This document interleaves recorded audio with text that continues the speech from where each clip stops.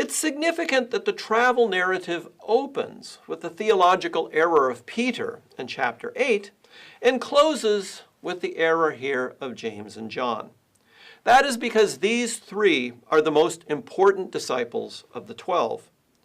It is these three, for example, that Jesus takes with him up the mountain where he is dramatically transfigured, as this image shows. There his clothes becoming so dazzlingly white that he could hardly be beheld. And it was these three whom Jesus also took aside during his last evening in Gethsemane to sit with him while he prayed, again, as this famous image of the last evening in Gethsemane so nicely depicts. If these three individuals, that is, Peter, James, and John, the most important of the 12, stand out in the travel narrative as having gravely misunderstood the mission of Jesus, we can safely infer, I think, that the others did as well. They stood in a pars pro toto relationship to the other, that is, a part standing for the whole. Before closing, let's turn to the last episode of the travel narrative, the second act of healing of a blind man. By concluding as he began, Mark wants to illustrate the overall theme of this section. Humanity as a whole is blind as to the identity of Jesus.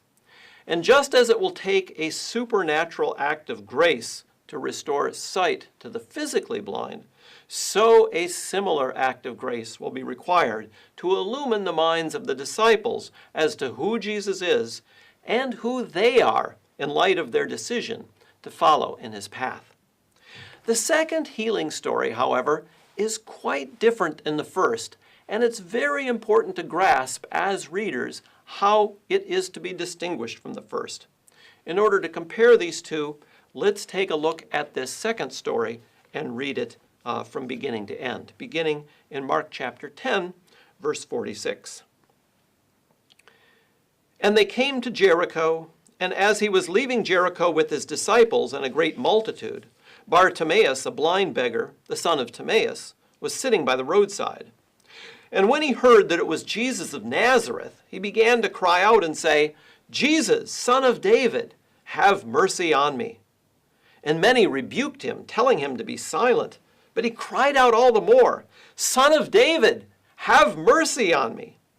And Jesus stopped and called, Call him. And they called the blind man, saying to him, Take heart, rise, he is calling you.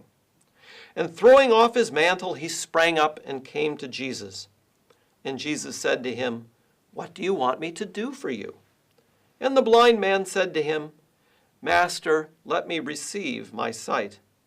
And Jesus said to him, Go your way, your faith has made you well.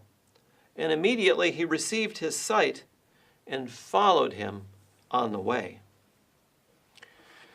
The first thing to note in this story is that in comparison, in the first story that we looked at, no one was named, not Jesus nor the blind man. Whereas in this second story, both are identified. The narrator tells us the identity of the blind man, Bartimaeus, son of Timaeus, and then this blind man in turn tells us the name of Jesus, but not just his name, also his title, quoting here. And when he heard that it was Jesus of Nazareth, he began to cry out and say, Jesus, Son of David, have mercy on me. This can hardly be accidental. The major theme of the travel narrative is the question that Jesus put to Peter. Who do you say that I am? Bartimaeus, for his part, answers that question, even though it wasn't formally put to him. Of course, in the first story, it would have been very odd for Jesus to be identified in this fashion, because Jesus hasn't posed the question yet. But in this second healing of the blind story, we can see that it picks up on this major theme of the travel narrative and has our blind man correctly